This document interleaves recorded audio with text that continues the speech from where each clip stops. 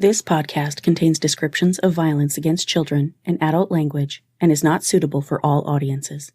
Listener discretion is advised.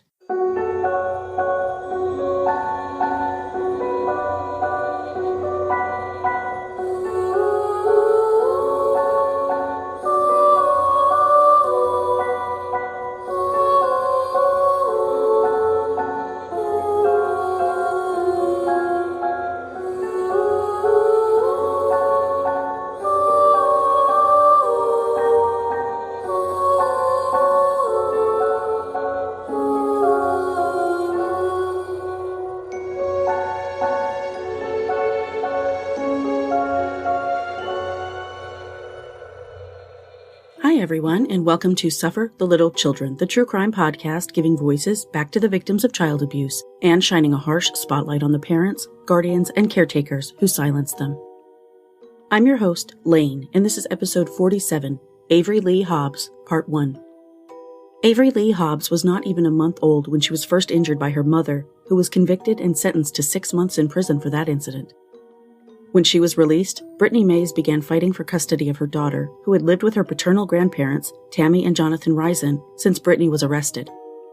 When Britney was given visitation with her daughter, Avery began returning to the Risens covered in bruises, burns, bite marks, and other inflicted injuries, but her caseworker and her guardian ad litem, both of whom were tasked with Avery's protection, consistently explained away her injuries as accidents despite evidence to the contrary, Avery's own statements, and Britney's history. Tragically, but not unpredictably, 4-year-old Avery was rushed to the hospital on July 29, 2016, in an unresponsive state and died after 3 days on life support. Over 3 years later, Britney was finally sentenced for her daughter's murder. Of all the stories I've covered on this podcast, Avery's story is easily one of the most egregious in every possible way.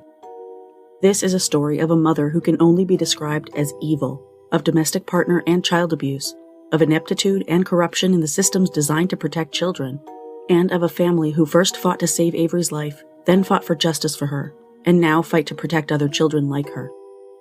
This is the tragic, infuriating, preventable story of Averylee Hobbs.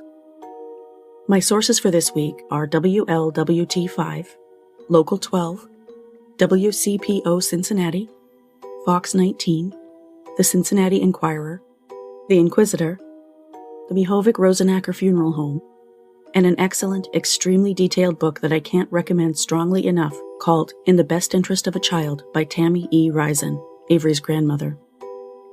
I'd like to make a quick correction here to a case I covered previously on the podcast, and that was in episode 10, Noah Tomlin.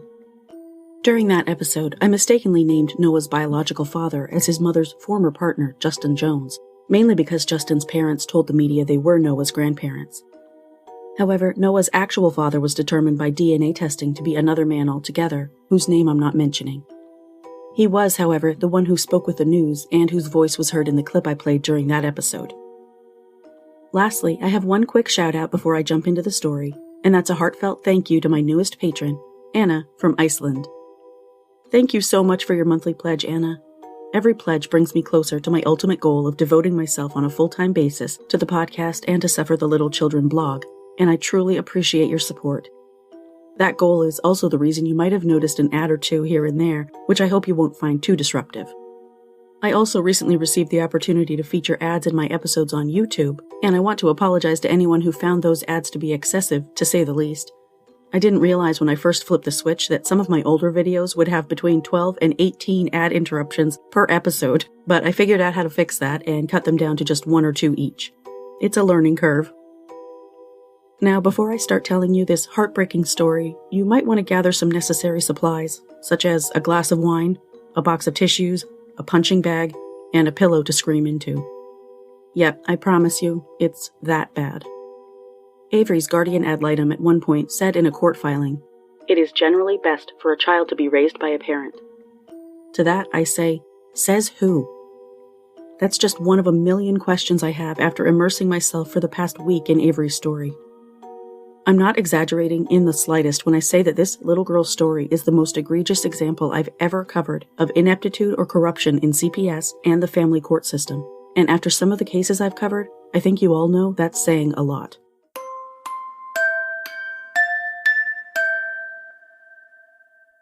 Averylee Michael Hobbs was born on July 11, 1991, to parents Tim and Tammy Hobbs. Jamie was 8 years old when his parents divorced in July of 1999. In August of 2007, Tammy married her current husband, Jonathan Risen, who has been a steady, dependable force in the lives of Tammy and her kids, Jamie and his older sister Angie, ever since. In May of 2009, when he was almost 18, Jamie met 17-year-old Britney Marie Roll, who was born on January 22, 1992, to Jerry and Sandra Roll. The first time Jamie brought this scrawny girl with long, stringy brown hair home to meet his mother, Tammy, one of Britney's first actions was to rummage through Tammy's cupboards, after which she scavenged a drink, dug in her purse for a baggie and a prescription bottle, and popped a handful of pills right in front of her future mother-in-law. Tammy later said of Britney in her book, "She was going to bring trouble into my home with a capital T." Little did Tammy know at the time just how large the font on that capital T would be. Young Jamie, who had been awarded a sum of money due to a car accident and unfortunately wasn't shy about telling people so, was quickly suckered in by Britney's charms. The very weekend they met, after a party at Britney's house, Britney coerced Jamie into having unprotected sex, during which she wanted him to spank her, which made him uncomfortable. Afterward, Britney told him she felt she had conceived a child from their union. Regardless of her obvious issues, guileless Jamie was infatuated with Britney, who he began seeing on a regular basis. Throughout the summer, Britney took it upon herself to spend much of Jamie's newfound fortune. By August, Jamie was broke, at which point Britney dropped him like a hot potato. Unfortunately, by that time, Britney really was pregnant, and she and her family insisted the baby was Jamie's, although by Tammy's calculations, based on Britney's gestation, the child had to have been conceived prior to her son meeting Britney. Regardless, Britney continued hitting Jamie up for money, which she spent on frivolous items for herself. In March of 2010, Britney told Jamie that she had given birth to the baby, but due to complications during childbirth, their daughter had died. Jamie, of course, was devastated. However, Tammy was suspicious of the funeral that was evidently scheduled for the very next day, which Britney's mother, Sandra Mountain, refused to allow Jamie's family to attend. Tammy, who is truly the hero of this story, quickly discovered photos of the supposedly dead baby on the hospital website, proving the little girl was alive and well. Because she's a minor, I won't use her real name. As Tammy did in her book, I'm going to call Avery's older sister Katie. Because Britney's a lot more evil than she is intelligent, she had left her photo bucket account logged in on Tammy's computer, so Tammy found more photos of Britney and her family holding Katie, who was very much alive. One of the photos depicted Britney and a man posing with Katie, and the caption read, "Daddy's little girl." Upon finding out about Britney's lies, Jamie contacted her and read her the riot act. Not long after that call, Sandra called Tammy and told her that DNA testing had proven another man as the father, although nowhere near enough time had elapsed for DNA testing to have been completed and the results returned. Britney claimed the real father, a close friend of her stepbrother, had raped her, which led to the pregnancy. Why then would she happily pose with him for smiling photos in the hospital? By this time, Britney's toxic nature and penchant for lies had made itself more than obvious, but none of Jamie's family could have guessed just how much damage she would eventually cause them. By October of 2010, Jamie was once again seeing Britney, who told him she had lied about him not being Katie's father, saying her mother, Sandra, was responsible for orchestrating the lie about the baby's death when she found out Jamie had no more money left. Britney said that Sandra had schemed to obtain money from the other young man by accusing him of raping Britney when she was underage, which the twisted Roll family thought would rake in some bucks to help them raise Katie. Saying that Sandra was kicking Britney out of her house, Jamie begged Tammy to allow Britney and Katie to move in with them. Though skeptical, Tammy simply couldn't turn away an innocent baby, whether or not the little girl was her granddaughter. Before she'd even voiced her decision, though, Sandra, described as a frizzy-haired troll, dropped Britney and the baby off at the Risens' house, depositing their belongings in the yard before unceremoniously driving away. Immediately, the household began falling into disrepair. Both Tammy and John worked full-time, coming home to find Britney and Jamie sitting idle, surrounded by dirty diapers and used dishes. Bottles of sour milk lay about, sometimes propped in Katie's car seat with the baby, who was confined in the seat for hours at a time. In her book, Tammy said, "Katie would bleed from wounds under her chin where that bottle lay." When Britney ultimately found a job, she left Katie in the care of Jamie's older sister, Angie, during the day, and in Tammy's care after she got off work in the evenings. Despite working, Britney didn't contribute a penny toward her daughter's care, so Tammy and John paid for all of the household expenses as well as diapers, formula, and other baby necessities. It soon came out via a conversation between Jamie, Tammy, and Britney's brother that Britney had been telling lies on top of lies. Her brother insisted she had consensual sex with the other young man who may or may not be Katie's father, and he also informed Jamie and Tammy that Britney was not kicked out and had left Sandra's home by her own choice. On top of that, he told Jamie that Britney was dating multiple men at any given time, and any number of them could be Katie's biological father. Nonetheless, Katie's safety was paramount, so she and her mother continued living with the Risens. At Thanksgiving dinner in 2010, Britney falsely claimed she was pregnant again, which led to Tammy lecturing her about tracking her periods and using protection to avoid unintended pregnancies. After dinner, when the guests had left, Jamie was relaxing on the floor when Britney flew into a rage and, in front of Tammy, John, Angie, and Katie, kicked Jamie, breaking several of his ribs. Shocked, Tammy and John bundled Jamie into the car to take him to the hospital. Once there, Jamie refused to tell the medical staff that his girlfriend had assaulted him, instead going along with Britney's story that he fell down the stairs. Shortly after that incident, Britney began claiming Jamie was abusive to her, telling outlandish stories of abuse that never seemed to leave a mark to prove their veracity. During one such incident, when Jamie, Britney, and Angie were in the car together, Jamie reclined his seat, accidentally bumping Britney's nose, and she demanded to go to the hospital, telling everyone within earshot, as well as her boss and her mother over the phone, that Jamie had hit her and broken her nose, although a doctor determined her nose was completely uninjured. By December of 2010, Britney, again, claimed she was pregnant, and she texted Angie questions about how to perform a self-abortion. Tammy sat Britney down and explained how unsafe that was, explaining about abortion clinics and adoption agencies, but Britney became offended at the suggestion that she give away her child, which she used as an excuse to transfer Katie's care to Britney's mother, Sandra. Jamie and Britney planned to marry on Britney's 19th birthday, January 22, 2011, so Britney insisted on having a birthday party prior to the wedding, both of which Tammy and John paid for. When Tammy gave Britney a few birthday gifts that were really for the unborn baby, Britney was unhappy that the attention was taken off of her. At dinner, she suddenly declared she hated the spaghetti Tammy had made for her. Nonetheless, the family continued with the meal, which further incensed Britney. In retaliation, she snatched up a paperweight and smashed Jamie in the skull with it right in front of his family. Jamie slumped at the table, his eyes glazing over, and Tammy managed to wrestle the paperweight out of Britney's hands before she could complete a second swing at Jamie. On the way to the hospital again with Tammy and John, Jamie groggily admitted that Britney's erratic, abusive behavior occurred more frequently than they even saw, but he still refused to file a police report, saying her pregnancy hormones were at fault. He was ashamed to admit that, as a man, he was being abused by a woman. Despite the paperweight incident, Jamie married Britney on January 22, 2011. Throughout the first few months of 2011, Britney continued abusing Jamie, who suffered a broken leg and other injuries. His stepfather, John, intervened more than once when Britney attempted to wrap her hands around Jamie's throat, and at one point, John also prevented Britney from pushing Jamie and his broken leg down the stairs.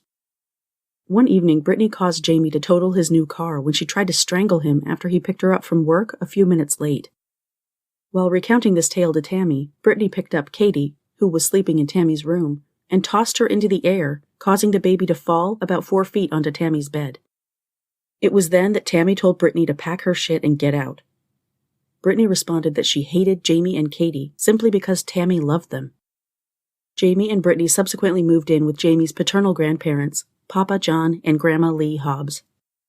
Before long, due to Britney's multiple affairs, including one that evidently caused Jamie to contract an STI, Jamie told Britney he was leaving her. The next day, a caseworker from the Hamilton County Department of Jobs and Family Services, or JFS, contacted Angie to ask questions about bruising that Sandra had reported seeing on Katie, which Britney claimed were Jamie's doing. See, I warned you guys, this woman is literally the embodiment of evil. Grandma Lee provided a clear explanation for Katie's bruises when she recounted watching Britney, incensed from an argument with Jamie, yanking Katie out of bed by one arm and dragging her to her room. The next morning, Grandma Lee said she saw bruises on the toddler. Britney announced that she was signing over custody of Katie to Sandra, and even though Jamie was at that point Katie's legal father, JFS gave him no say whatsoever in the matter. After that, Jamie was not allowed to see Katie anymore. He requested visitation multiple times, but Sandra never returned his calls. The turmoil continued into the summer of 2011. Jamie and Britney were by then back together and living in a rental home in a dangerous area of Cincinnati, along with a friend Tammy called Arnie in her book. Britney somehow scraped together the money to buy a fixer-upper car that she expected Jamie to get running. Jamie, without the funds to buy the parts necessary to make the car run, told Britney he couldn't do it, at which point Britney concocted a scheme to profit from the junker.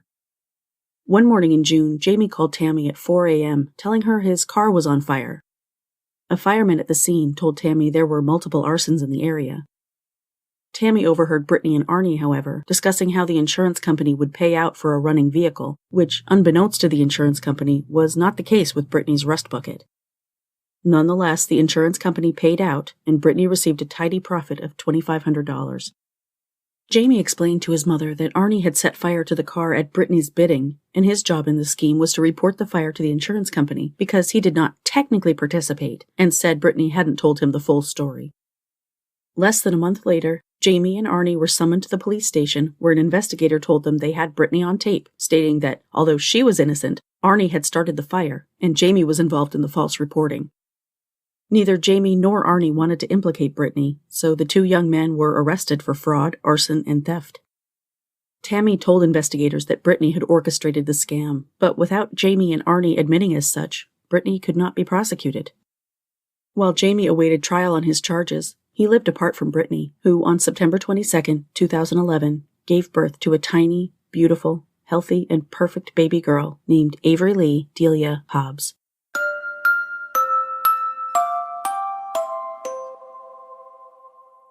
Jamie and Britney reunited shortly after Avery's birth, moving back in with Papa John and Grandma Lee at the Taylor Creek condominiums, and remarrying in October of 2011 at the courthouse after finding out their original marriage was void due to a technicality.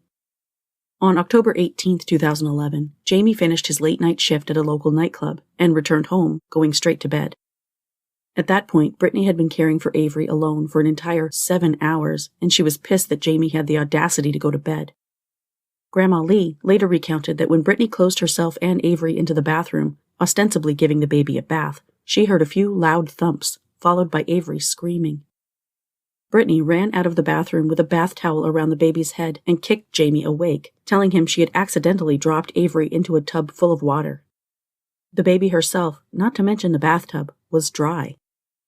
Lee recalled that Jamie and Britney left the home to buy nighttime acetaminophen for the baby, and when they returned, Jamie saw Avery's swollen head and insisted on taking his daughter to the hospital, afraid the drugs Britney wanted to give Avery might kill her. Jamie called Tammy from the hospital, and Tammy arrived in time to hear the diagnosis. At less than a month old, Avery's skull was fractured, and she had also suffered several limb fractures. She was rushed to the nearest children's hospital, where a doctor confirmed that Avery had a linear skull fracture, plus fractures to her tibia and her ulna. Britney tried to explain away her daughter's injuries by saying a dog might have jumped on her, or Papa John might have dropped her, but the hospital social worker was unmoved. Avery was admitted to the hospital overnight, but the next day, Tammy and John took guardianship of their tiny infant granddaughter.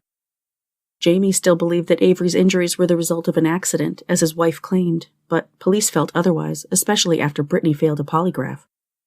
Within days, Britney was charged with child endangerment and released on her own recognizance to await trial, during which time a JFS worker explained she and Jamie were allowed unlimited visits with Avery at Tammy's house, but they had to leave when Tammy was asleep. Jamie, for some reason, was ordered to take a JFS parenting program, even though by all accounts, he was sleeping when Avery was injured.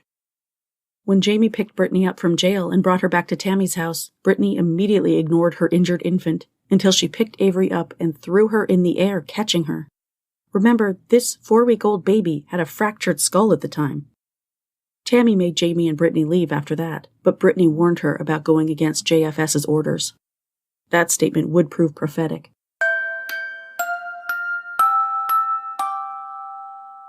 In November of 2011, Jamie pleaded guilty to insurance fraud.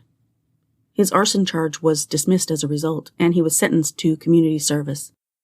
He was also ordered to make restitution to the Cincinnati Fire Department and the insurance company, as well as to pay probation fees and court costs, and to obtain his GED, as he had not graduated from high school.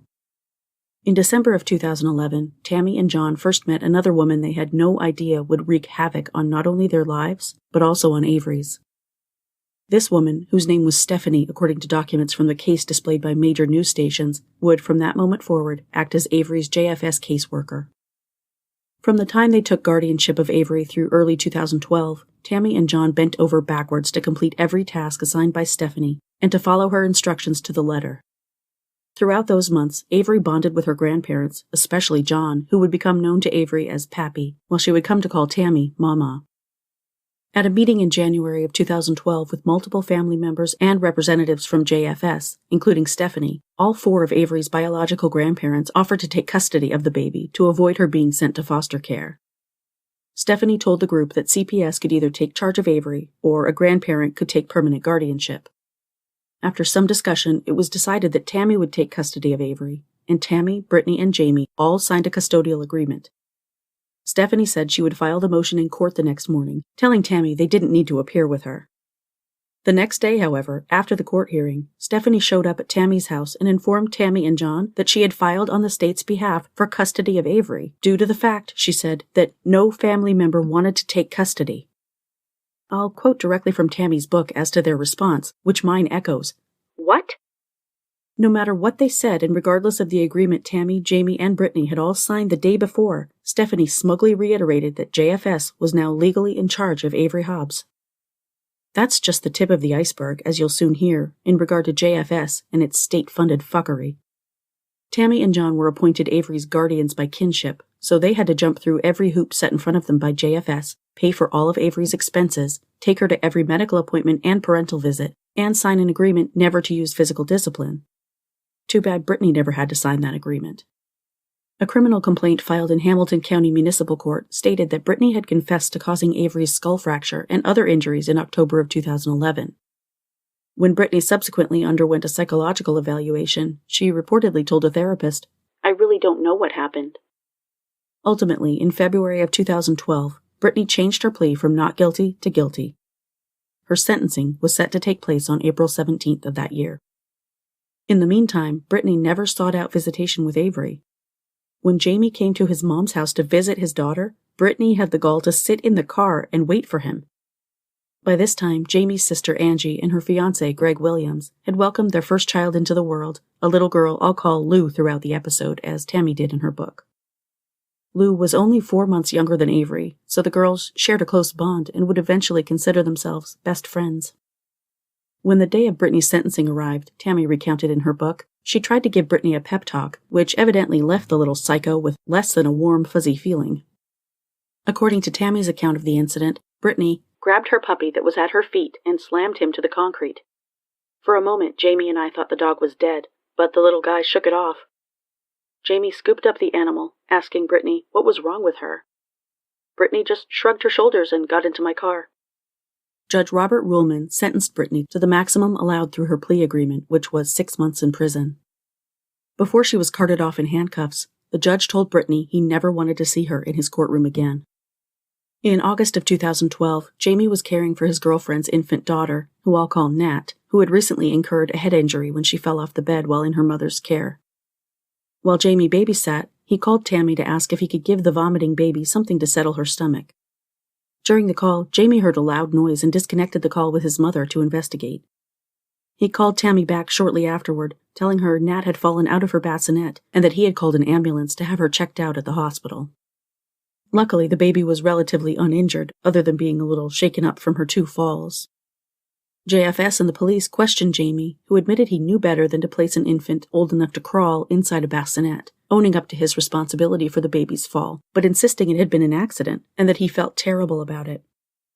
During a formal interview with police the following day, Jamie told them of his lack of involvement in both Katie's and Avery's prior injuries, explaining how he was either not present or asleep when the injuries occurred, and repeated his story about his girlfriend's baby falling from the bassinet, an accident for which he felt tremendously guilty. For the record, Jamie has never been charged with any offense relating to child abuse, either before or since. Nonetheless, in the eyes of JFS, Jamie, by virtue of being the common denominator among all 3 children, was a child beater, and at that point, the right to visit Avery was stripped from him. Britney was also granted a restraining order against him upon the grounds that he was abusive to her, which she later admitted to fabricating.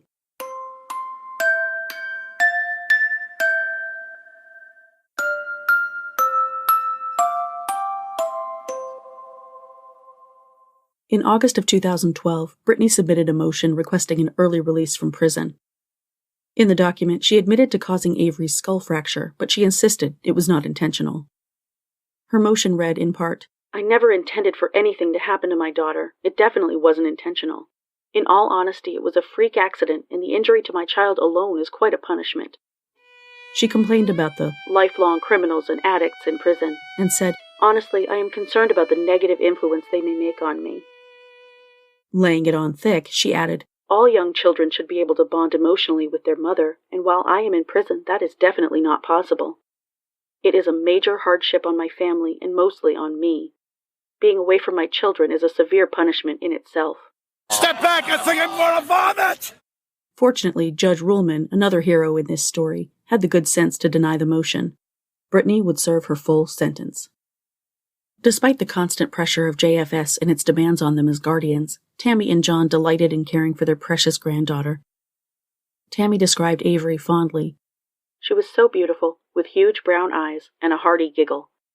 Even at 10 months, I had her saying a few words, such as no, yum yum, and dada. It was a treasured time for us. She was the spitting image of Jamie, and we loved her dearly." During one visit to the Risens' home by caseworker Stephanie, Avery and her cousin Lou played together in a playpen while the adults talked. At one point during the visit, Avery picked up a plastic baby rattle and knocked Lou in the head with it. Of course, a baby hitting another baby in the head with a little plastic toy caused absolutely zero damage, but Stephanie gleefully scribbled in her notes that a child was hurt in Tammy's care. The woman appeared hell-bent on proving that everyone in Avery's life was an unfit caregiver other than the baby's mother, Britney Roll, who still sat in prison for fracturing her own daughter's skull. It boggles the mind. All along, Tammy and John told Stephanie about their intention to file for permanent custody of Avery, to which Stephanie initially responded that any such proposal would not be considered until Britney was convicted, changing her tune after the fact and saying they couldn't file a custody motion until after Britney was released from prison. Stephanie later added the caveat that Britney would have 6 additional months outside of prison to prove herself a fit parent before any motion for custody would be considered. The target was always moving, and the family never got a straight answer from Stephanie or JFS, except when they requested a new social worker, which Stephanie's supervisor told them was impossible due to understaffing. While Avery was in the Risens' care, they were forced to abide by the rules set for them by JFS, which were largely governed by Britney's wishes. Despite being convicted of her daughter's abuse, Britney still had parental rights, which, you might recall, had been stripped from Jamie despite his never being convicted of anything close to harming a child. Just wanted to put that out there again. Basically, the way it worked was like this. Britney would snap her fingers, caseworker Stephanie would bark the order to jump, and Tammy and John had no choice but to ask, how high? In October of 2012, Britney was released after completing her prison sentence and moved in with her mother, Sandra Mountain. She immediately apologized to Jamie for bending the truth about his alleged abuse of her and the girls, and somehow managed to convince him to support her financially until she could get back on her feet. After Britney's release, Tammy and John filed for custody of Avery at the recommendation of their attorney. Jamie's father, Tim Hobbs, and his fiancée, Jackie Davis Stephen, who had by then been granted overnight visits several times monthly, also filed for custody, as did Britney's mother, Sandra. At the same time, another custody battle was ongoing for Avery's half-sister, Katie. In that case, Sandra claimed to the court that her daughter was a danger to Katie. However, in Avery's case, Sandra advocated for Britney to regain custody of the 1-year-old. JFS claimed the trials were separate issues and would not allow Katie's case to be brought up as part of Avery's, that is, unless it pertained to Jamie's alleged involvement in both girls' injuries. While the custody battle dragged on, Britney was granted visitation with Avery, which increased as time went on. Jamie, however, was still not allowed to see the baby, despite completing the required parenting classes. Within weeks of her release from prison, Britney was granted unsupervised visitation with Avery, who returned from these visits upset, hungry, and wet, according to Tammy's book. At this point, Britney was essentially a stranger to this poor little girl. On top of these visitations with her biological mother, Avery was also shuttled back and forth to more than 10 overnight visits per month with multiple relatives, per JFS's orders. A child without agency involvement doesn't spend more than 10 nights a month at their various grandparents' houses, especially at the age of 1, but JFS, particularly Stephanie, saw no issue whatsoever in constantly uprooting this little girl who desperately needed consistency in her life. I want to stress at this point that I can in no way include all the mind-boggling details of the Risens' dealings with JFS in a single or even a double episode, and for all of those details and much more, I highly recommend you read Tammy Risen's book, In the Best Interest of a Child, which is available on Amazon as a Kindle book. You can download the free Kindle app to your phone or PC. I actually did both because I couldn't put this book down whether I was sitting at my computer or anywhere else in the house. I'll include a link to the book on Amazon in my show notes. At Christmas of 2012, Jamie was unable to celebrate with his family because he was still not allowed to see his daughter. Instead, he left for Avery a massive teddy bear, along with a letter that read, "My girl, I am sending you a giant teddy named Daddy Bear. I want you to hug him every time you miss me or feel scared. If you hug him tightly, I will feel your embrace and be with you to protect and guard you. You are my little girl, and I love you now and forever. Your Daddy." Avery cherished Daddy Bear, and each night she would lie in bed, playing with the bear's bow until she fell asleep. Less than 4 years later, she would be buried with that bear.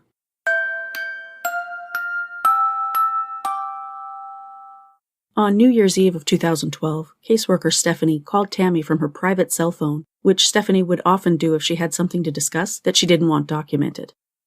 On this call, Stephanie informed Tammy that she was pushing for immediate reunification, which included sending Avery for multiple overnight stays at Sandra's house, where Britney could visit during the day while her mother supervised the visits. Tammy argued that neither the court nor Avery's guardian ad litem had planned to rush reunification this way, but Stephanie, for whatever reason, insisted it was going to happen. As most of you probably already know, it's generally the goal of Child Protective Service agencies to reunify a child with her biological parent whenever possible, unfortunately even to the child's detriment. I can't tell you how many stories I've covered in which reunifying a family has led to a child's death at the hands of neglectful or abusive parents. The first 2 episodes of this podcast told stories of 2 such children, AJ Friend and Dylan Groves. There have been plenty of others too. I feel strongly about this, and I would imagine most people with working brains agree. Reunification should only be considered when it is truly in the child's best interest. In this case, Avery's mother had already been convicted of fracturing her infant's skull. She changed her story about how that happened at least 3 times. As you'll soon hear, countless family members, as well as medical and daycare professionals, reported that Avery was being abused in her mother's care, but this was all ignored in favor of the great and powerful reunification. Follow the yellow brick road. It leads to a cemetery full of dead children. Let me just rein in my fury for a second and get back to telling you this awful story. In Hamilton County, Ohio, the reunification process required supervised visitations, bonding therapy, parenting classes, and other steps to complete before a child could be returned to a biological parent. Britney was never required to complete any kind of drug test, therapy, or even an anger management class after being convicted of breaking her daughter's skull.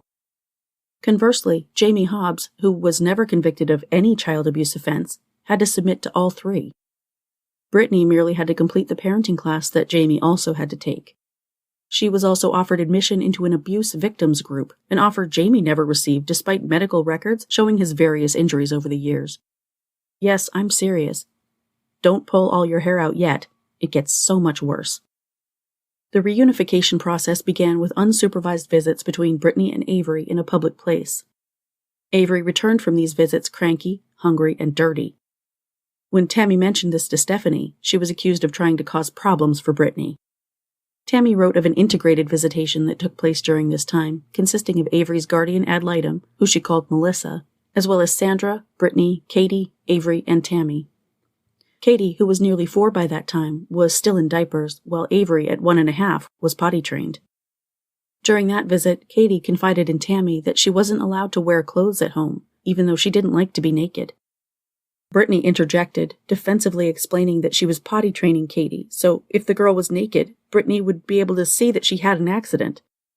Also, Britney explained, this way she didn't have to wash as much laundry. I guess, never mind the fact that potty training a toddler this way means she'd be leaving little puddles and piles everywhere she went, but apparently that didn't concern Britney. Also during the meeting, Britney took her daughters to play on some nearby playground equipment, where she concentrated on Katie, while Avery took a header onto the concrete from about 5 feet in the air. The guardian ad litem, Melissa, merely shrugged, saying that Britney was new to being a mother. Britney had a 3.5-year-old daughter at that point. How exactly was she new at being a mother? I'll tell you one thing. My older child was 13 months old when we had to put him in daycare. Within a couple of weeks, he had fallen off some playground equipment about 3 feet off the ground, onto mulch, where he landed on his head, and that was unacceptable enough that we pulled him out of that daycare center the very same day. I was a lot newer at being a mom than old Britney here, and yet I had the sense to know that letting a baby who had just started walking play alone on elevated playground equipment was unacceptable. Anyway, after that visit, Sandra was approved for overnight visits with Avery, during which Britney would not be present. Within the first few hours of the very first visit, Sandra texted Tammy and John, saying Avery had fallen and bumped her head on the edge of the table 3 times in the same spot. The photo that accompanied the message, which Sandra later testified was taken by Britney, who wasn't even supposed to be there, showed Avery with a massive goose egg, at least an inch high, on her forehead. Tammy immediately contacted Stephanie, the caseworker, letting her know about the injury and asking if she could take Avery for an x-ray, to which Stephanie replied that she had already asked Britney and been told no.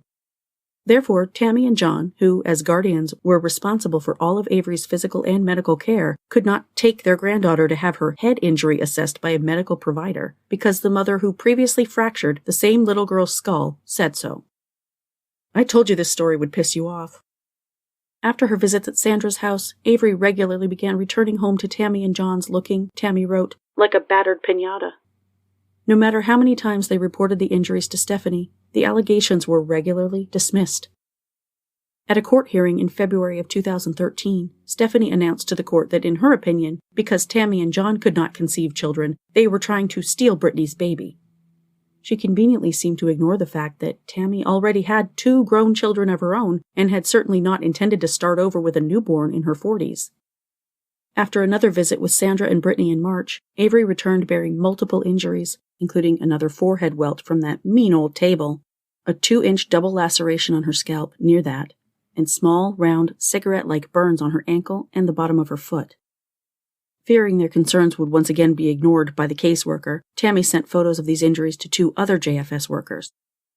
Within an hour, Stephanie herself called Tammy from Sandra's house, requesting an in-person interview.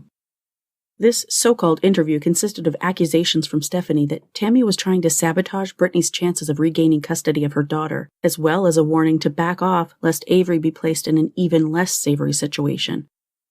Also during the interview, Stephanie made excuses for Avery's injuries, saying they were caused by a table and the sidewalk, and that the marks on Avery's feet weren't burns, they were bug bites. Avery began having nightmares after that incident. She was only about 1.5 at that point, but she knew enough to vocalize to her grandparents, "Mommy bad." In this short clip, Tammy and John talk to little Avery, who vocalizes one of her fears.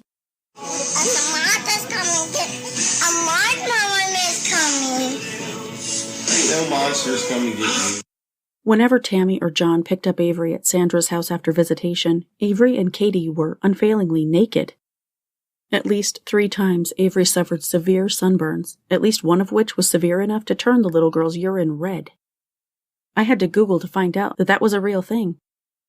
By mid-2013, because of all the trouble they had caused, Tammy and John were explicitly forbidden to take Avery to any doctor or medical facility without Britney's permission and attendance. By then, Avery's guardian ad litem, Melissa, had removed herself from the case, and her replacement, Julie Pedersen, would prove the perfect addition to Britney's team of flying monkeys who excused her misdeeds and cheerfully swallowed the endless bullshit she expelled. Julie entered the case like a bat out of hell, insisting during their very first meeting that Tammy's inability to get along with Britney and Sandra was, in fact, the real problem, and that Tammy herself was the obstacle standing in the way of Britney regaining custody of Avery. As the custody matter dragged on and on, Tammy and John took photos of the various injuries Avery sported after nearly every visit with her mother. How often did these injuries occur? A journalist later asked John. His response? Every visitation. She would always come back with bruises on her legs, right across her shin. Yep. And Like fingerprints. Right. She had bruises going up her spine from the buttons on her outfit. Human bite marks on her feet. And you reported it the whole time? Every time. They kept saying they were accidents. Every time Avery would come back here, she would think she was home. And she'd scream and cry.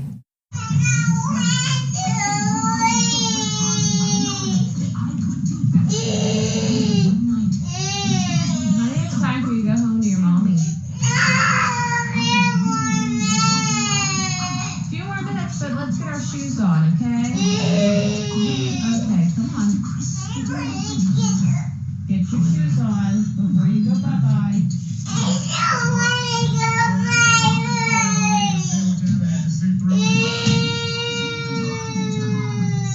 Why don't you want to go home?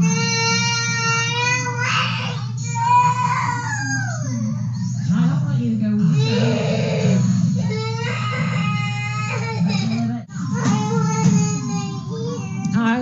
I know you do. She was happy here. Loved her as if she's your own. Yes. I'll include some of the photos of Avery's injuries in the Facebook album for this episode.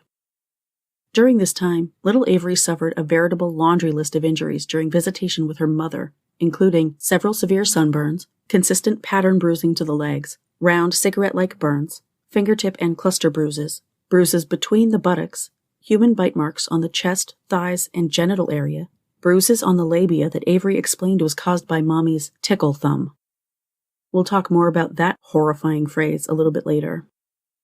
JFS swept any and all allegations under the rug, claiming the injuries were caused by dogs, the siblings playing doctor, falls, bug bites, and, in the case of the bruising to Avery's genitals, an inexperienced mother trying to clean her child after using the potty.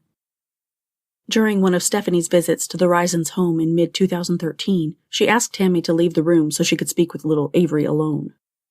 From the next room, Tammy could hear the entire interrogation, during which Stephanie asked the baby how she got so many boo-boos, to which Avery responded, "Mommy hit." When Stephanie handed the baby a doll to show her how Mommy hit, Avery slapped her dolly over and over, telling the social worker, "Mommy bad," and "no like Mommy." What was the response from this woman who was trained as a social worker and sanctioned by the state of Ohio to act in the best interest of the child? Stephanie told 20-month-old Avery that she was lying and asked the baby, "Does your mama make you say these things?" Remember, Avery called her grandmother Tammy Mama. Avery answered Stephanie's question with an emphatic no, repeating the answer each time the social worker asked the same question. After calling Tammy back into the room, Stephanie declared that she knew Tammy was coaching Avery to make these accusations against her mother, and suggested that Tammy was the person injuring the baby to make Britney look bad. When Tammy reported the incident to Stephanie's supervisor, the woman merely told her that Stephanie was doing her job. Imagine the very life of a child in the hands of someone who's just doing a job. I have to keep stopping while I record this to breathe so the top of my head doesn't blow off.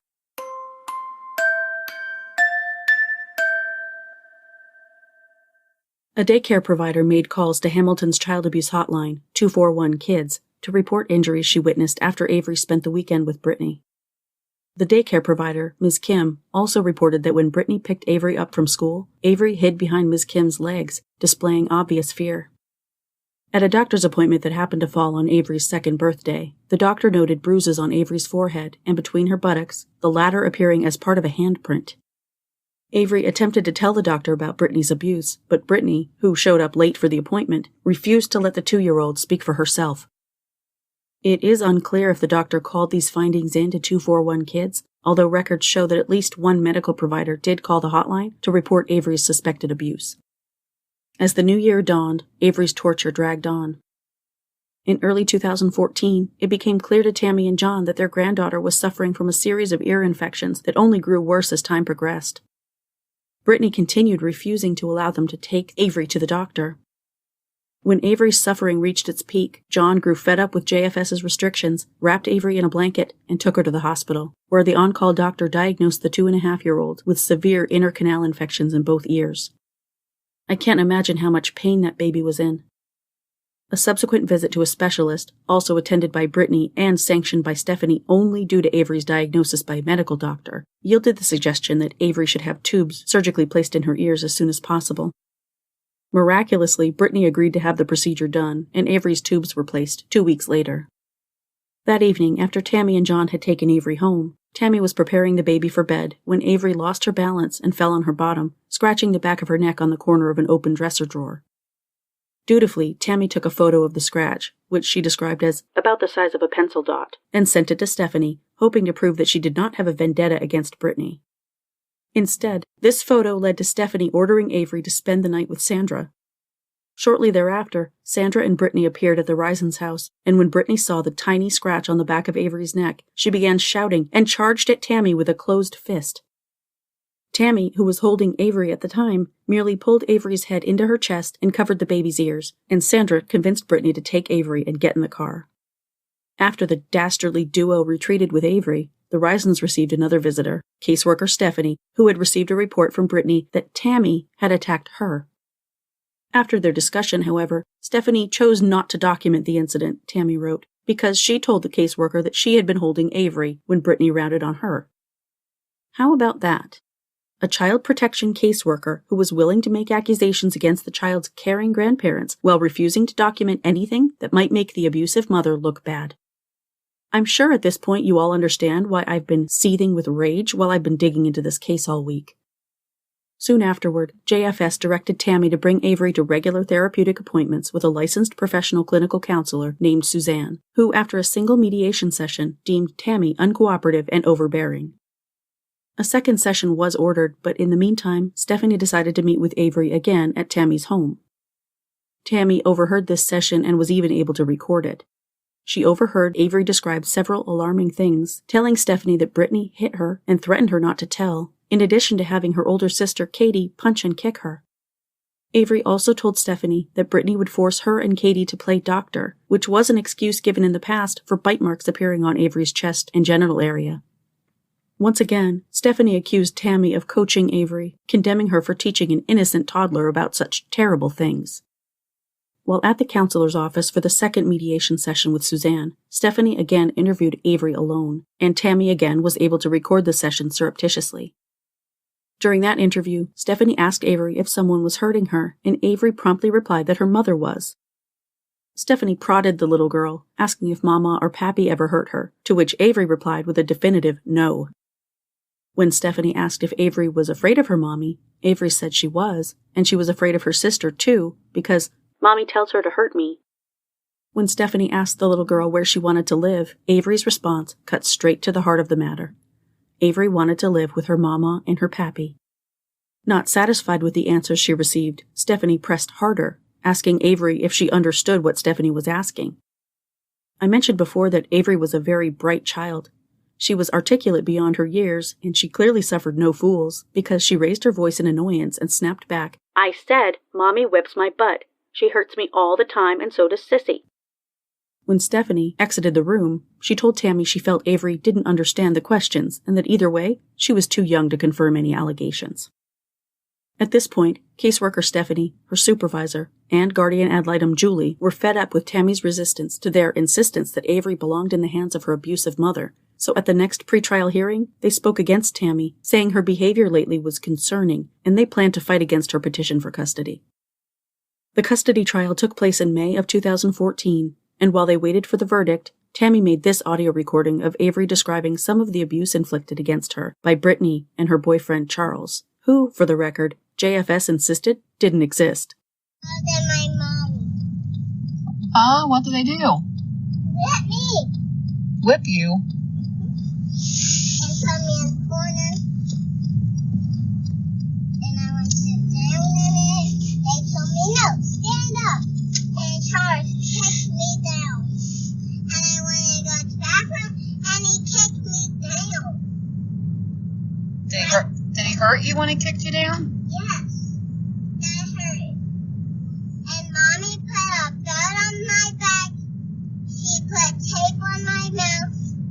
She put tape on my legs, and I was stuck. When did this happen? I don't know. That's not too good, dearie. Happy calls me dear. All right, you're dear. What's my name? Momo. Well, anybody be's mean to you like that, you gotta tell a big person, okay? Because that's not nice. Oh, I will tell my doctor and my teacher that they say a cuss word to me, too. Shortly thereafter, Hamilton County Juvenile Court Magistrate Paul DeMott handed down the verdict, awarding custody of Avery back to Britney, saying she had successfully completed numerous programs including mental health counseling, and that it was in Avery's best interests to be raised by her mother. In a shocking turn of events, however, JFS caseworker Stephanie told Tammy Risen to file an appeal because, she said, Britney was not ready to care for Avery. Stephanie also asked Tammy if she and John would continue caring for Avery in the meantime. Despite her shock and confusion, of course, Tammy agreed. Britney's visitation with Avery continued, and so did the abuse. Avery's daycare provider, Ms. Kim, submitted additional reports in the form of letters documenting her observations and Avery's admissions to her that Britney was physically abusive. In one of the letters, Ms. Kim expresses acute concern for the safety of Avery and her grandparents, recounting an incident during which Avery told her that Mommy was going to kill Mama and Pappy, and they'd be dead. This was especially concerning in light of the fact that Britney had threatened in the past to have Jamie killed, not to mention her attacks on him while they were together. She had even coerced her boyfriend, Charles Mayes III, into jumping Jamie one night during the custody trial, although caseworker Stephanie downplayed the incident in court, saying Jamie couldn't have recognized his wife sitting in the getaway truck because it was dark and his eyes were swollen. Yes, this is real life, people. Also during this time, Jamie's father, Avery's Papa Tim, took a video of Avery in the bathtub, describing how her mother whipped her. Right here, what'd Mommy do? She just whipped me like that. Sadly, on November 7, 2014, Tim's fiancée, Avery's Nana Jackie, lost her battle against cancer at the unthinkably young age of 38. May she rest in peace. As the custody appeal grew nearer, in early 2015, Counselor Suzanne got it in her head that a little stick figure drawing Tammy made on Avery's hand was meant to brainwash Avery into loving only Mama and Pappy. Forbidding Tammy to draw the figures again, Suzanne claimed Tammy was mentally subverting the 3-year-old child and that she would have to notify JFS as a mandated reporter. The report Suzanne made to the court was, in fact, a document over 50 pages in length in which she provided an unauthorized attempt at a mental diagnosis of the grandmother she barely knew and detailed what she considered Tammy's manipulative efforts to resist Avery's well-being. She even included a photo of the stick figure drawing, which, by then, Avery had taken to drawing on her own feet. What the unauthorized report to the court neglected to include was Britney's tickle thumb, which had concerned Suzanne so much that she requested to meet with Avery alone to discuss it. Avery complained to Suzanne that she wanted her mommy to stop touching her genitals, saying the tickle thumb game was gross and it hurt. She also told the counselor that Britney made her play the so-called game multiple times during their visitations. At the next group session containing Suzanne, Avery, Britney, and Tammy, Avery spoke up and told her mommy to stop touching her Virginia. Britney appeared startled, but, just like a psychopath, recovered quickly, explaining that she called it a game when she cleaned Avery's privates after she went potty. Avery insisted that she was a big girl and didn't need help, and Suzanne suggested that if touching Avery upset her, perhaps Britney should stop. Britney replied, "No." Suzanne then looked at Tammy and said, "Well, she is the mother." I can't even. In a follow-up report, Suzanne expressed the opinion that Avery's fears of her mother were due to abuse Britney endured from Jamie while pregnant. She blamed Avery's fear of Britney's very real physical abuse on the repressed memories of a baby in utero, essentially denying that Britney inappropriately touched her daughter.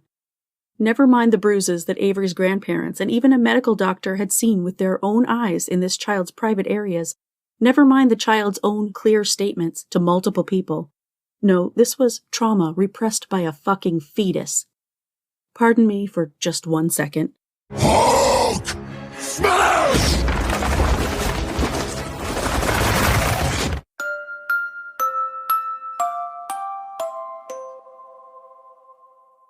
The custody appeal was overseen by Hamilton County Juvenile Court Judge John Williams, whose recent campaigns, Tammy wrote, advertised him as a judge who would never put a child in harm's way. You know what they say, never say never.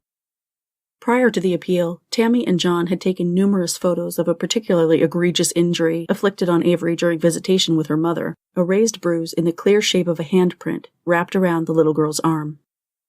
The bruise took 2.5 months to fade away, but no doctor was ever permitted to look at it. Tammy was also prohibited from providing a photo of the injury to Judge Williams because it had occurred after the initial verdict. The only post-verdict item allowed was, for some unknown reason, the counselor Suzanne's unauthorized psychological report of Tammy, who wasn't even technically her patient. During the appeal, Judge Williams asked about the skull fracture that occurred when Avery was an infant, saying he wanted Britney to explain it to him because she had changed her story multiple times. Britney, surprisingly, took ownership of the injury, telling the judge that she alone caused the injury to her daughter. She explained that she was under so much pressure as a new mother without assistance during the hours Jamie was at work that she had done drugs to relieve the stress, which caused the freak accident that resulted in Avery's hospitalization. When Stephanie, the caseworker, was asked to testify, she told the judge that Tammy was a constant problem by photographing everything, although she had originally asked Tammy to take photos of the evidence. She called Tammy's reporting of so-called minor abuse harassment against Britney and claimed the injuries she had to investigate were nonsense. Neither Tammy nor John were permitted to speak during the appeal, and Judge Williams did nothing to rectify the fact that Jamie, who Britney had absolved of injuring Avery by finally claiming responsibility herself for the skull fracture, was still not allowed to see his daughter. Instead, the judge, who prided himself on keeping children out of harm's way, upheld the decision made by Magistrate DeMott the previous year. Before the courtroom emptied, guardian ad litem Julie let an interesting fact slip. Britney was pregnant yet again. Outside the courtroom, Tammy spoke up, telling those responsible that they had effectively just killed her granddaughter. Unfortunately, she would prove to be right.